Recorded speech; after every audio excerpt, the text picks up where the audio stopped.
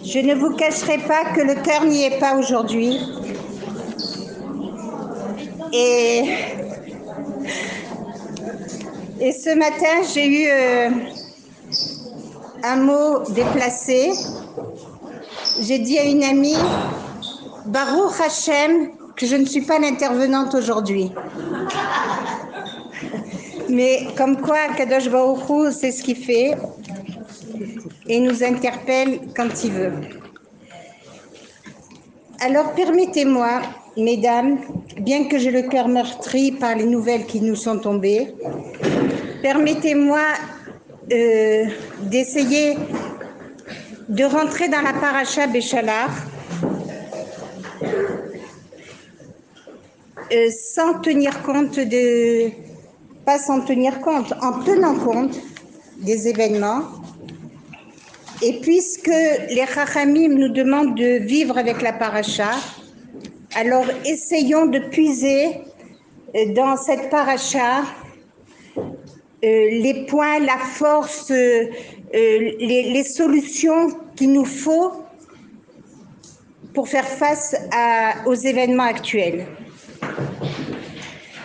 Il est vrai que Paro a renvoyé les Bnei Israël. Il les a renvoyés parce que après les 10 plaies, il a compris qu'il était impuissant. Et puis voilà que dès qu'ils sont partis, eh ben, il s'est senti très, très oppressé. Il a compris que sa main-d'œuvre gratuite allait faire un grand défaut à la plus grande civilisation du monde qui représentait l'Égypte. Et voilà que les Bnei Israël donc fuient l'Égypte. Et on dit que la sortie d'Égypte, elle ressemble à une fiancée qui s'en va avec son fiancé, qui lui donne toute son émouna. Elle s'en va. Hein, n'oublions pas que le désert, ce sont des terrains arides qui ont tous leurs dangers. Et puis c'était l'inconnu. Et malgré tout, ils sont partis sans même une banane ou un sandwich, rien du tout. Avec leur Remouna en Akadosh Baruch Hu. Bon, c'est pas facile du tout de sortir d'Égypte dans la routine. On avait pris l'habitude de cet esclavage. C'est malheureux de le dire, mais quelles que soient les contraintes, on finit par... Pardon ? Voilà, c'est comme nous de nos jours. C'est pour ça qu'il faut se travailler. Permettez-moi d'introduire. Hein, c'est pour ça qu'on a tous quelque chose, après ces événements tragiques de ce matin, on a tous quelque chose à changer. Hein, plus de kavana, plus de chesed, plus de tout. Plus de tout. J'étais si contente que mon petit-fils est rentré hier chez ses parents, enfin chez son père puisqu'il est orphelin, et j'avais une joie, et puis le soir entendre ces informations, ça m'a cassé toute ma joie parce que ce sont nos enfants. Voilà que les Bnei Israël sont dans le désert, et puis ils entendent les galops, imaginez-vous, les galops des Égyptiens, des cavaliers, et puis ils sont venus avec force, avec la conviction de les reprendre et de les ramener, et puis devant la mer. Mais qui peut s'imaginer une minute que la mer allait se fendre? Personne. Alors, et puis sur les côtés, c'était le désert avec les serpents, les scorpions, les bêtes sauvages. Et voilà que 4 clans se sont formés. Alors le premier clan, il a dit, on se suicide, on se jette dans l'eau. L'autre, il a dit, on combat. Et l'autre, il a dit, on va crier Hachem, On va prier, on va...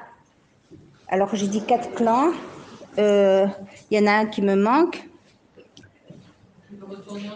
Ouais, oui, oui, qui c'est qui a dit ça? Bravo.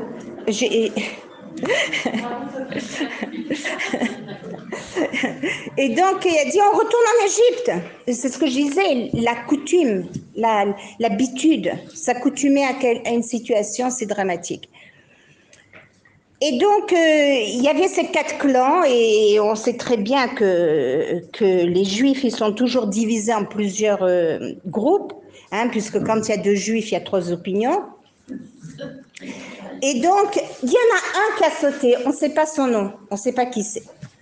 Mais tout de suite après, Narshon ve Minadav, et là, il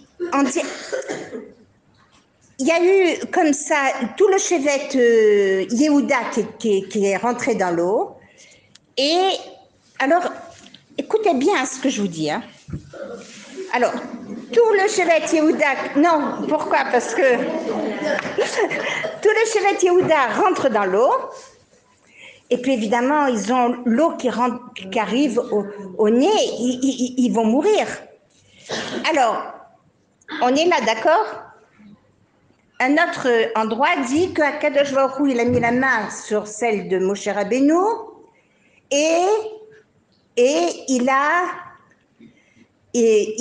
mis sa verge pour demander à la mère de s'ouvrir. Et la mère lui dit, qui tu es toi? Hein? Toi, tu es né le 6e jour de la création. Moi, je suis né le 3e jour. Alors, il n'a pas tenu compte de Moshe Rabbeinu. Mais quand ils ont amené le cercueil de Yosef, la mère s'est retirée. Alors, elle s'est retirée pourquoi? Parce que si Yosef s'est retiré devant la femme de Potiphar, alors moi aussi je me retire devant lui. Alors qui c'est qui a fait ouvrir la mer? Eh bien, c'est le Shevet Yehuda, c'est la main d'Hachem, la Shrina d'Hachem sur Moshe Rabbeinu, c'est le cercueil, le sarcophage de Yosef. Vous comprenez? Il y a eu toute cette mouna, tout le monde a participé à ce que la mer s'est enfin ouverte. Elle s'est ouverte. Napoléon a dit oui, tous les 111 ans ça s'ouvre. La mer s'ouvre et voilà que il y a comme des remparts, comme des murailles, mais de marbre. De marbre. Mais si j'ai soif, je fais comme ça, hop, mon verre se remplit et je donne à boire à mon enfant. Ah, tu as faim? Oui, mon chéri, tac. Dans les murailles, il y avait des pommiers, il y avait des... Vous comprenez, ce n'est pas seulement des miracles qui se sont produits à ce moment-là. C'est l'amour d'Hachem, la grandeur d'Akadosh Baruch Hu. Et malgré tout ce qui peut arriver dans la vie, on doit garder devant nos yeux l'amour, la grandeur et d'Hachem. Alors, hein, vous qui êtes toutes des mamans, hein, qu'est-ce qu'on fait? On est tout le temps en train de faire des petits gâteaux, des petites couronnes, des petits croquets, des petits trucs pour... si toutefois les enfants y viennent. Comment les femmes juives, elles sortent d'Égypte sans rien, sans un sandwich pour leurs enfants, sans une pomme. Mais elles ont amené leur tambourin. Les femmes juives ont déjà joué de leur tambourin pendant la traversée de la mer. Regardez combien elles avaient de la Emouna à Kadosh Baruch Hu. Elles ont amené la Emouna parce que déjà sortir d'Égypte, qui était une chose impossible, personne, il n'y avait pas un esclave qui sortait d'Égypte. Et d'ailleurs, le Erev Rav, c'est quoi? C'était des esclaves d'autres religions, d'autres contrées qui étaient là esclaves et qui ont profité pour sortir d'Égypte. Mais nous, les Juifs qui n'ont pas voulu sortir d'Égypte, ceux qui n'ont pas voulu sortir d'Égypte sont restés. Lors de la Makat, lorsqu'il y a eu quand il y a eu la plaie des ténèbres, Akadosh Baruch Hu n'a pas voulu que les Égyptiens se réjouissent de la perte d'un Juif, donc il est passé comme ça. Mais un cinquième, vous imaginez ce que c'est un cinquième? Il y en a qui disent un 500e, il y en a qui disent un 5 000e. Il faut s'imaginer qu'on n'est pas des tzadikim. On est loin. Loin, il faut se travailler pour mériter cette venue de Mashiach. Pour être là pour la venue du Mashiach. Sinon, Hachem, il fait un nettoyage avant. Tout ce qui s'est passé en Égypte, c'est ce que nous allons vivre pour la venue du Mashiach. On ne vous demande pas de venir passer tous vos mardis dans un chiour, de vous renforcer. On vous dit simplement, mesdames, nous avons un moment de réveil, il faut le saisir. Et lorsque Akadosh Baruch Hu nous secoue, évidemment qu'on pleure. Je ne vous cacherai pas que ce matin, j'avais du mal à me maquiller parce que je pleurais toute seule, je pleurais sans arrêt. Parce qu'on doit se réveiller et je suis fautive. Je suis fautive parce que je dois aller. Et j'ai vu ce matin à l'arrêt d'un bus une petite jeune fille qui était vraiment très très mal habillée. Et j'attendais le bus, je l'ai vu faire le tour pour venir à la station. J'ai pas eu le cran. Qu'est-ce que ça pouvait faire qu'elle me dise Madame, s'il vous plaît, vaquez à vos occupations. Qu'est-ce que ça aurait pu me faire? Mon orgueil m'a empêché de faire ça. Je ne sais pas ce qui m'en a empêché, mais ça me travaille. Oui, ça me travaille que j'ai rien fait pour cette fille.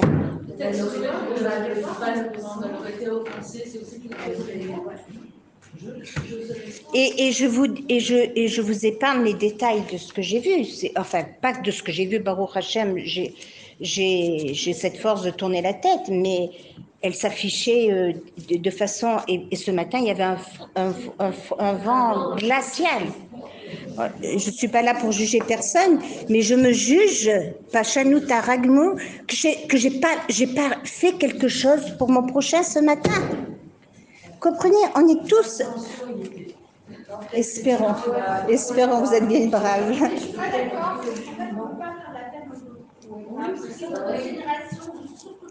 C'est pour ça que je me suis tue.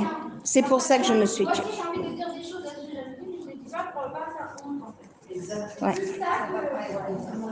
Mais j'ai vu qu'il y avait des petits barourim qui ont fauté à Gosdel.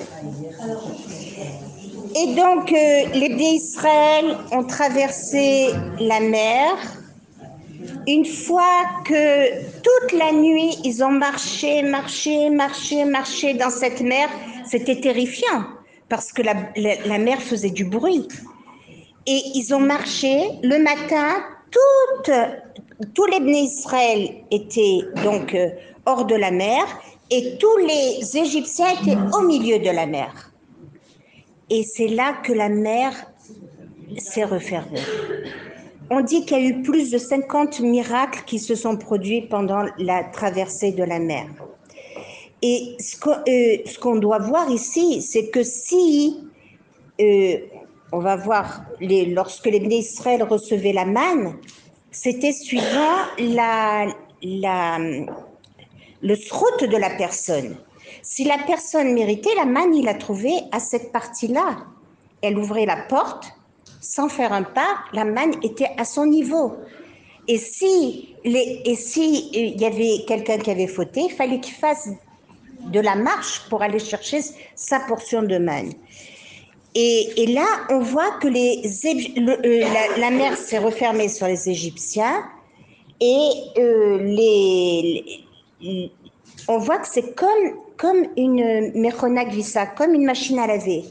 Ceux qui avaient fauté, qui avaient imposé des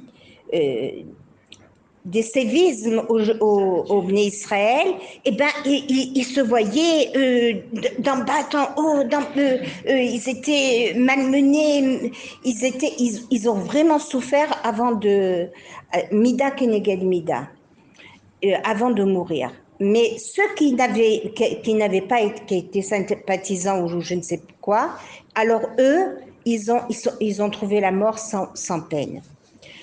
C'est comme par exemple les Bnei Israël qui ont traversé la mer Rouge, la mer des Joncs, à pied sec.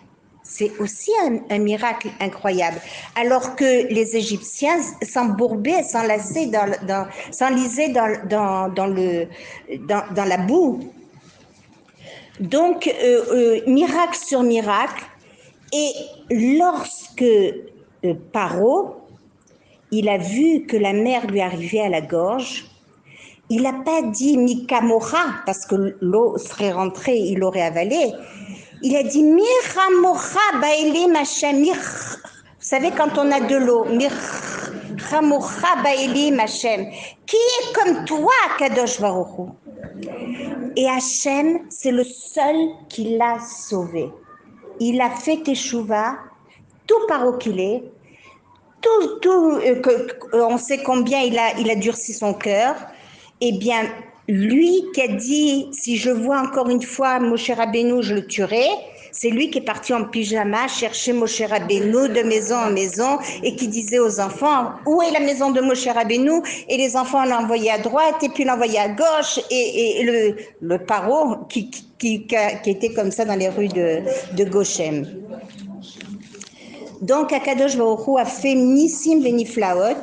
Et c'est seulement quand la mer a rejeté les corps des Égyptiens que les Bnei Israël ont enfin compris qu'ils étaient sortis d'Égypte, qu'ils avaient enfin été soulagés de tout ce qu'ils avaient subi, parce que c'était un traumatisme qui les tenaillait.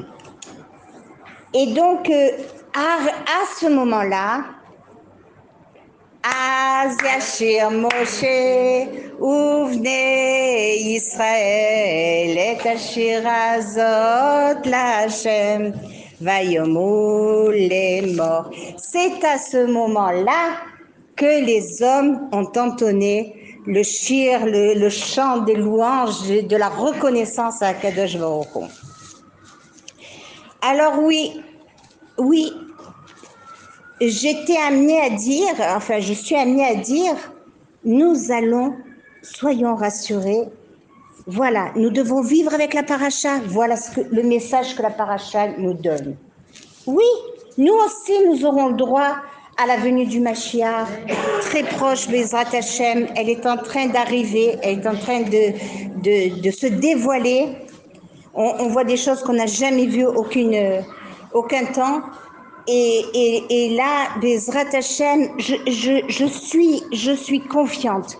Malgré mon cœur gros, je suis confiante que Akadosh Baruch Hu va se révéler, qui va comme il y a eu les miracles, et encore mieux et encore plus grand nous a annoncé les rabbanim, les prophètes, et comme le prophète Jérémie d'ailleurs. Et Bezrat Hashem, je pense qu'il faut garder toute notre confiance en Akadosh Baruch Hu. C'est une semaine exceptionnelle que nous devons vivre. Aujourd'hui, c'est la paracha de la manne. Mercredi soir et jeudi, tout Bishvat. Shabbat Béchalar. Vendredi, avant l'entrée de Shabbat, nous devons mettre des miettes sur nos balcons, sur nos mirpessettes, en souvenir que Nadav et Aviram, les ennemis jurés de Moshe Rabbeinu, ils ont éparpillé dans le champ avant que tout le monde se lève de la manne pour prouver au Bnei Israël, vous voyez, c'est de l'arnaque ce qu'on vous dit. Et c'est ce qu'on est en train de vivre. Le monde entier est en train de nous faire croire que des choses et Internet et les gens perdent un temps fou. Je dis pas, il y a du bon en chaque chose. Mais ne perdons pas notre temps. Nous sommes dans une période où le temps doit être dirigé vers les Teilim, vers les Tfilot, vers toutes sortes de choses que nous offre la Torah, toutes sortes d'élévation. On doit s'élever. Pour le pain, c'est pas grave, les oiseaux, ils aiment manger. Ils aiment manger. Alors, Nadav et Aram ont éparpillé la manne sur tout le champ pour que les bénis Israël voient. Ben oui, qu'est-ce qu'il dit?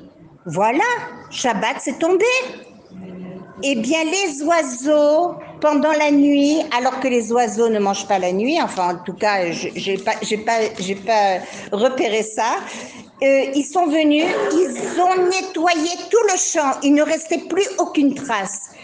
Et c'est pour cette raison, en souvenir de ce NES, que nous devons, nous aussi, à notre tour, remercier les oiseaux qui ont fait une si grande...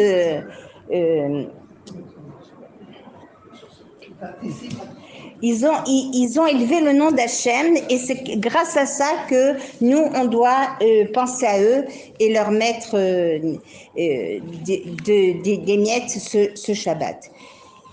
Et donc, on revient donc sur la manifestation d'Hachem et pour son amour à Kadosh Baruch Hu, l'amour qu'il a envers nous. Et nous avons vu que Kadosh Baruch Hu, alors maintenant il faut se diriger vers Arsinaï, il faut se diriger vers Eretz Israël. Et alors la route qui était la plus facile, c'était d'aller tout droit vers le pays des Philistins, mais les Philistins nous ont interdit de rentrer dans leur pays. Et imaginez-vous qu'on était 5 millions d'individus et Akadosh Baruch Hu a pourvu à tout le monde avec la manne pendant la nuit, avant l'aube, l'écaille le soir et le puits de Myriam. Et comme si ça ne suffisait pas, il y avait 7 colonnes de nuée. Un année Kavod. Alors, pourquoi? Une seule ne suffisait pas en avant. En plein jour, c'était une colonne de nuée, et en pleine nuit, c'était une colonne de feu qui nous dirigeait, qui savait mieux qu'un GPS. Hein. Il n'y avait pas d'erreur qu'on arrive chez les Arabes. Et il tournait à droite, tournait à gauche, et la nuée, elle faisait un miracle. C'est que le désert, c'est des montagnes et des descentes. Et ben, ça aplanissait tout comme si on était sur un tapis. Imaginez-vous qu'il y avait des enfants, il y avait des vieillards, il y avait toutes sortes de... et il fallait faire face.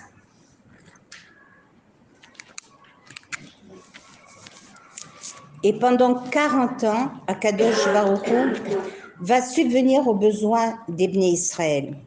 La manne, elle avait le goût du miel pour les personnes âgées, elle avait le goût du lait pour les bébés, elle avait le goût de ce qu'on voulait. Steak frites, ce que vous voulez. Donc, il y avait la manne et alors ces colonnes de nuée, elles nous accompagnaient. Il y en avait une en avant, il y en avait une en arrière, il y en avait une au-dessus, le masgan.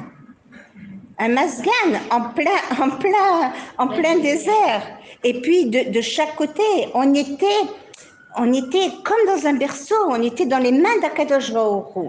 Il y a toujours une petite histoire là que tout le monde connaît, j'en suis sûre. C'est celui qui monte au Olam Haba et qui dit à Akadosh Baruch Hu, j'ai quand même souffert, hein, parce que quand je marchais, hein, je me souviens, je voyais mes traces hein, dans le sable, hein, je les voyais mes traces. Hein. Et puis quand je savais que tu marchais à côté de moi, je les voyais les traces. Mais quand j'avais des problèmes, où tu passais, je te voyais plus, je voyais que mes traces à moi.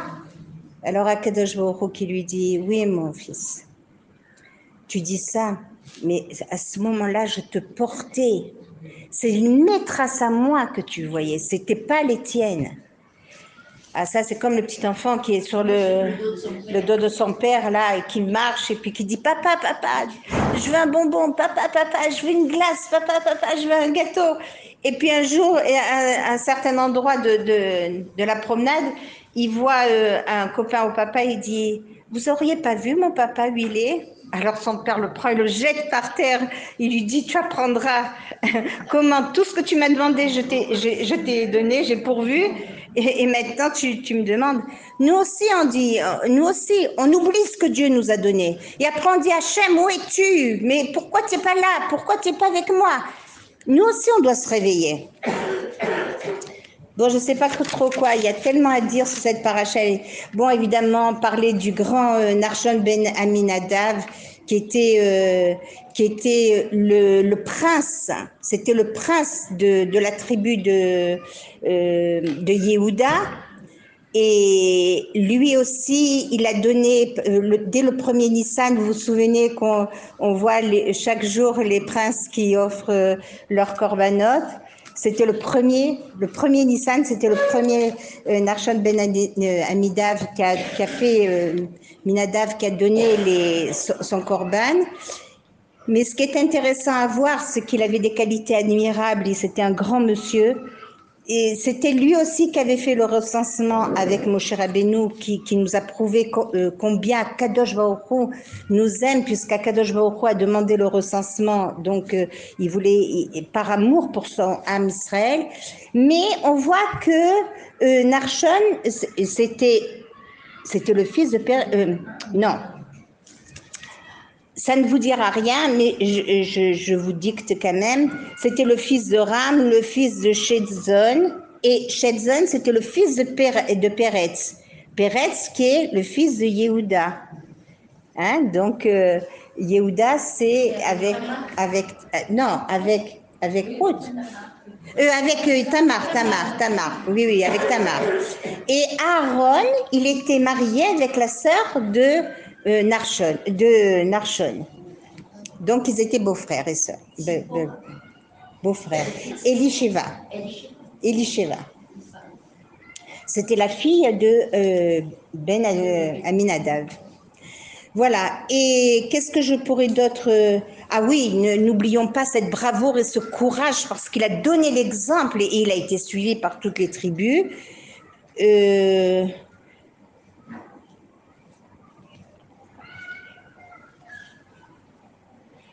Voilà. Donc après 210 ans d'esclavage, dont 100 ans d'une oppression brutale et cruelle que Paro avait soi-disant oublié Yosef et qui les avait tellement... Alors n'oublions pas, mesdames, il faut le redire, que l'esclavage est arrivé quand tous les fils de Yaakov sont morts. Tant que les fils de Yaakov étaient vivants, et Yaakov était vivant, personne n'était en esclavage. C'est juste après, lorsque les Bnei Israël ont commencé à sortir de Goshen et à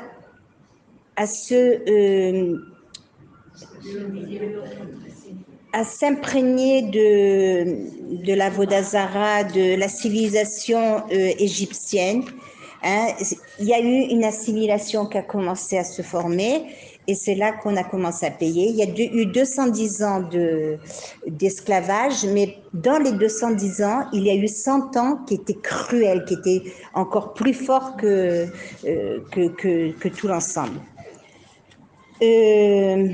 Alors, ce qu'on peut en tirer ici, c'est que lorsque les Bnei Israël étaient devant la mer, Akadosh Baruch Hu a dit à Moshe Rabbeinu, qu'est-ce que vous priez? C'est pas le moment de prier. Avancez. Alors, Narshon, il a entendu avancer, il y avait la mer, il s'est jeté. De cet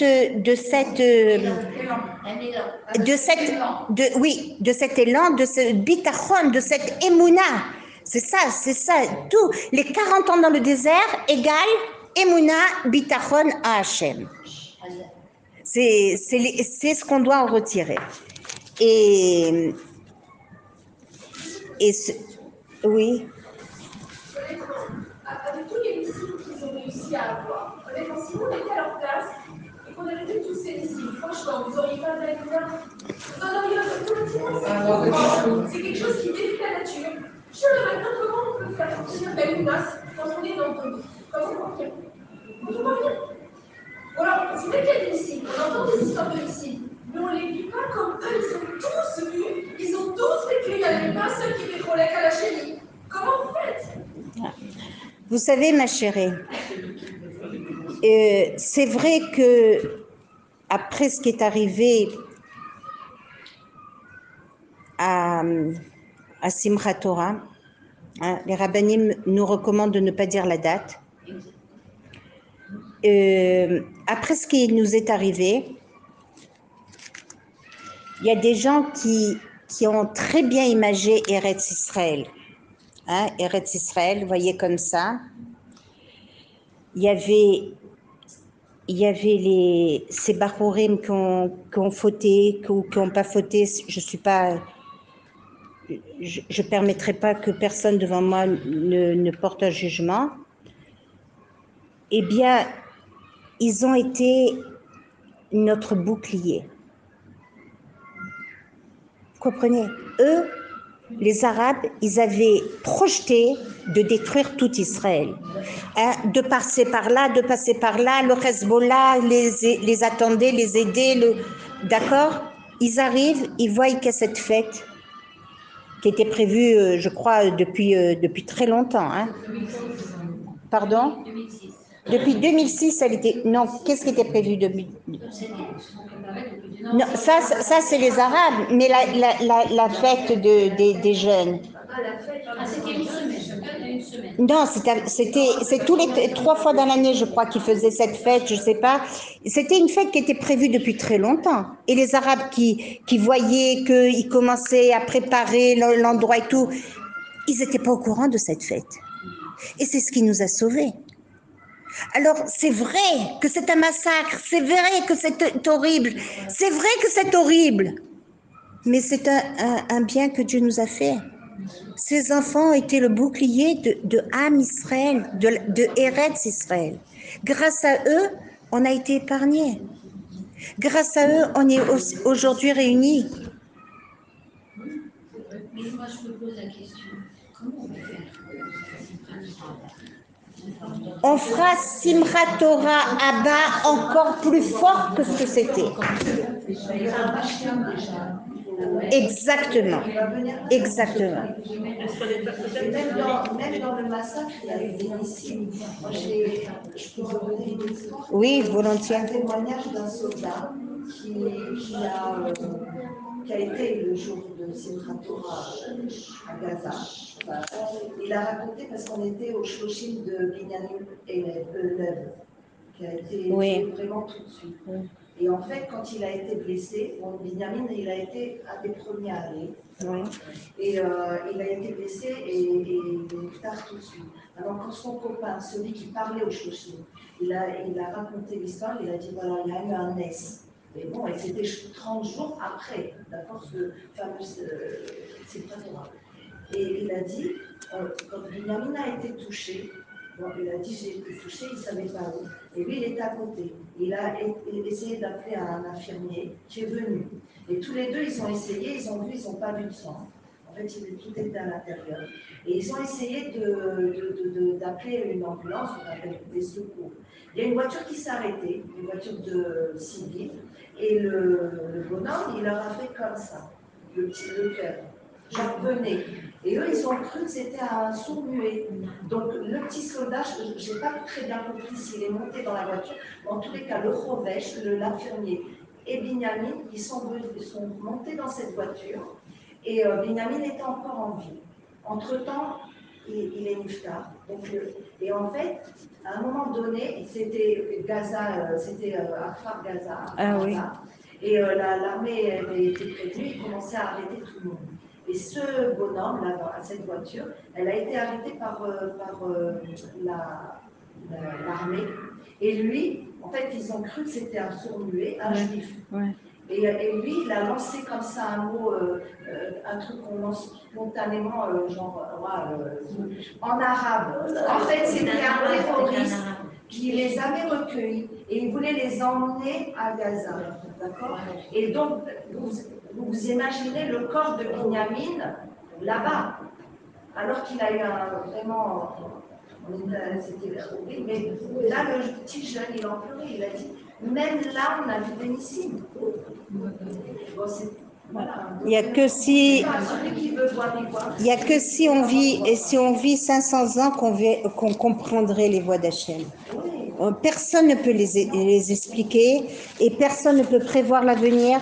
La seule chose que l'on sait, c'est que Akadosh Baruch Hu nous a promis qu'à la venue du Mashiach, ce sera comme à la sortie d'Égypte et qu'on verra des Nissim Veniflaot, qu'on verra la présence d'Hachem encore plus palpable et encore plus grand. Alors nous devons garder cet espoir et nous ne devons pas baisser les bras et nous ne devons pas nous réjouir ni de leur perte à eux ni de la perte des autres, mais nous devons regarder nos actions et les parfaire.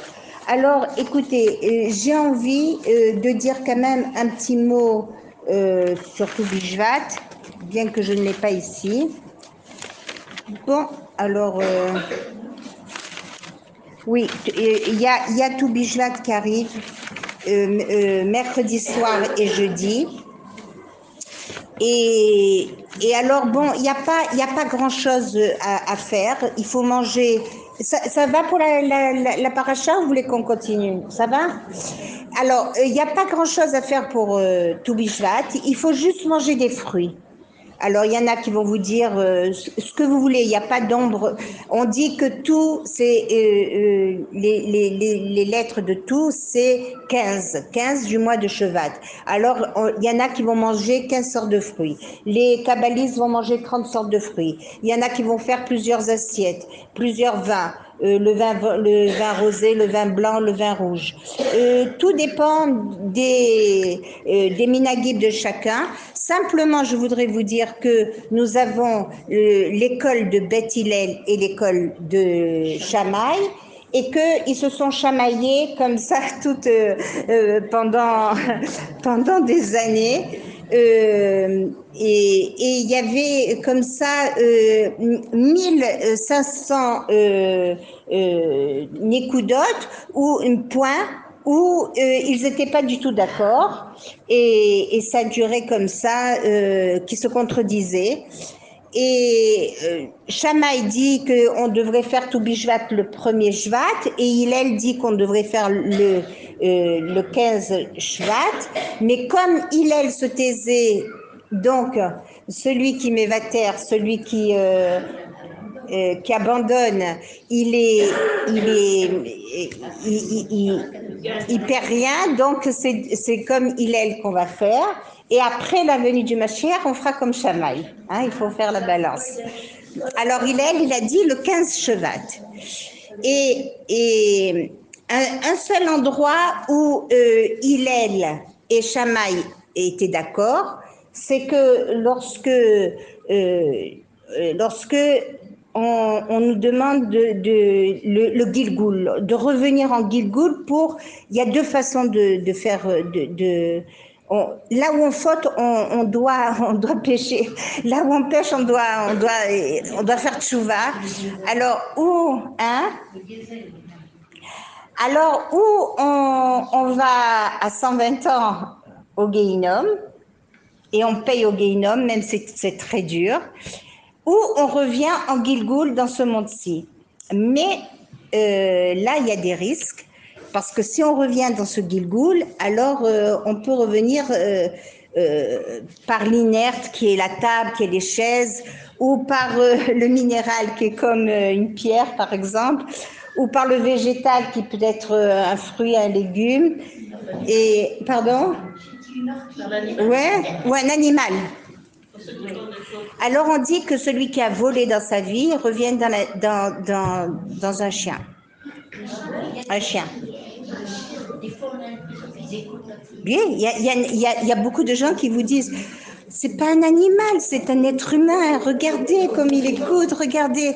Il y a du vrai, il y a sûrement du vrai dans tout ça. Enfin, ce que je peux vous dire, c'est que Baba Salé, un jour, il a appelé c'était sa Iloula il y a très peu de temps, et il a appelé un jour son shamash, il lui a dit, viens, amène-moi quelque part. Alors voilà qu'il roule, il roule, il roule. Et puis lui dit à droite, à gauche, mieux qu'un GPS. Et voilà, ils arrivent à un endroit. Il dit, mais on est en train de rentrer dans un village arabe. Il a dit, oui, continue, continue. Mais c'est un chouk. Alors il dit, oui, continue. Et devant un marchand de pastèques, alors il s'arrête. Et puis il lui dit, vraiment, Rabbi, il voit tac, il cherche une pastèque. Il y en a qui peuvent penser qu'il cherche la meilleure pastèque. Ah! Il lui dit au vendeur, je veux celle-là. Donnez-moi un morceau de celle-là. Alors il lui coupe et il lui donne. Et voilà que Baba Saleh fait la bracha à Dama et revient à la voiture. Il lui dit, où est la pastèque? Non, c'est rien, j'ai payé. Il lui dit, mais pourquoi vous ne l'avez pas prise? Mais attends, je ne comprends pas. Rabbi, mais on n'a pas de marché chez nous. On a besoin de faire toute cette route et de... Il lui a dit, écoute-moi, j'ai fait un rêve. Il y a une femme qui était dans un gilgoul de cette pastèque et je devais la délivrer. Ça m'a délivré à moi aussi d'apprendre cette histoire, je vous dis la vérité, parce que je suis mariée avec un tzaddik qui un jour a vu une pomme par terre et qui l'a ramassée. Mais moi, la petite française, j'étais très choquée. Comment? Mais qu'est-ce qu'ils vont penser les gens? Surtout, c'était dans mon quartier. Je dis, qu'est-ce qu'ils vont penser les gens? Il te manque quelque chose de béhémeth. Et voilà moi qui m'étale. Vraiment, mais si tu avais envie d'une pomme, pourquoi tu ne peux pas demander? Vous connaissez un peu la femme. Arrivé à la maison, il m'a dit, assis-toi, calme-toi. Il m'a dit, tu apprendras que ces fruits que tu trouves comme ça, ces fruits ou ces légumes, il faut les ramasser, le ramener à la maison et faire une bracha dessus parce que c'est un gilgoul. Il y a beaucoup de gens qui attendent sur un gilgoul. Je me souviens, pour celles qui connaissent le ravio. Voilà, ce matin, j'ai vu je ne suis pas encore corrigée, hein, remarquez.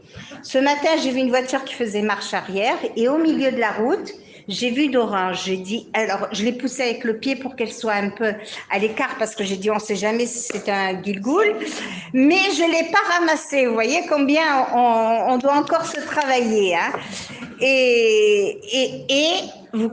C'était en plein Bouharim, je ne vous dis pas le nombre de voitures, personne ne l'a écrasé.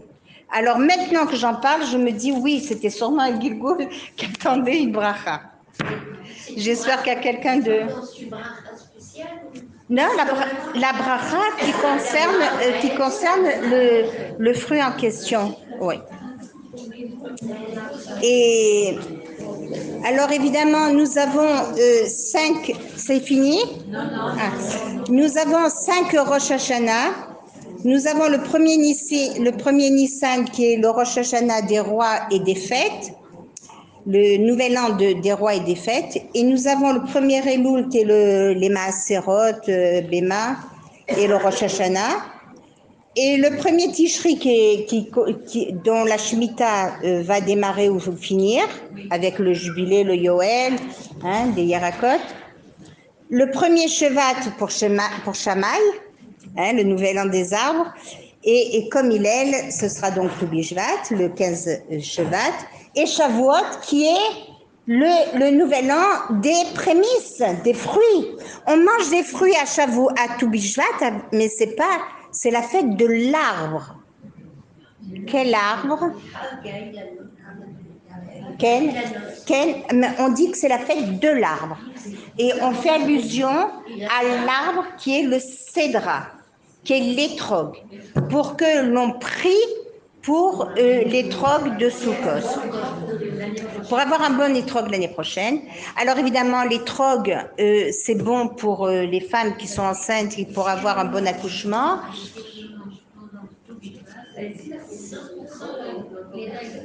Amen, Kiyaratson, les Dakala, et c'est très bon pour la vue. L'étrog est très bon pour la vue. Est-ce qu'il faut le manger? Oui, et confiture. Donc, on a vu qu'il y a 5 Rosh Hashanah, on a vu que Toubi Shvat, c'est la fête des arbres, mais on mange que des fruits. C'est le moment où la sève monte dans les bourgeons. On ne fait pas Tachanoun à Toubi Shvat, bien que bien que nous soyons dans les Shovavim et bien que ça tombe jeudi et que certains font le jeûne lundi et jeudi. Et je voulais vous dire que la sortie d'Égypte, la traversée de la mer a eu lieu un jeudi soir, un jeudi toute la nuit. Quoi d'autre à ajouter là-dessus? On a vu pour... pardon?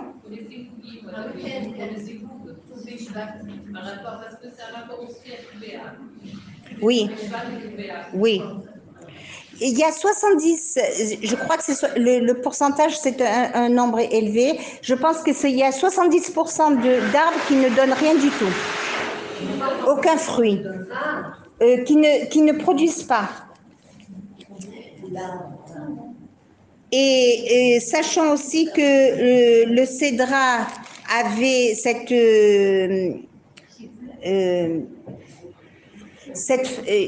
le tronc avait le même goût que le fruit. Voilà. Et c'est évidemment Antikoun de Chava qui a mangé l'arbre du fruit qui était défendu. Hein, c'est Antikoun. Voilà. Chava a été chassée, donc vu que elle a été chassée, qu'elle a été maudite d'avoir des accouchements difficiles, les dates difficiles, donc c'est pour ça qu'on mange les trocs pour en faciliter. Alors, je peux préciser, si ça vous dérange Oui. pas, pour celles qui ont besoin des calottes, ou des belles filles ou des filles, moi j'ai un humeur, je n'avais pas des trocs. Ah, dommage, tu nous en as pas amené. La confiture des trocs de sous-côte. Donc, Ah. les belles filles, les filles, je ne sais pas, qui ont besoin de manger la confiture pour avoir les actes. Celles qui veulent de l'étrog pour les accouchements, madame a un gmar de confiture d'étrog. Voilà, alors évidemment, c'est le temps de faire du chesed. Hein? Voilà, c'est le moment de prier pour le zivouk, pour la parnassa, pour le shalom bayit, voilà, et être au point pour aider chaque personne qui... Madame Benamou, elle a été opérée, celles qui veulent l'appeler pour lui dire comment elle va, ça va lui faire plaisir. Voilà. Oui, voilà, mesdames, je vous souhaite une très bonne fin de semaine et que ces journées nous apportent ce qu'on attend d'elles et que nous aussi, qu'on soit digne de la grandeur d'Akadosh Baruch Hu. Merci beaucoup, Lily.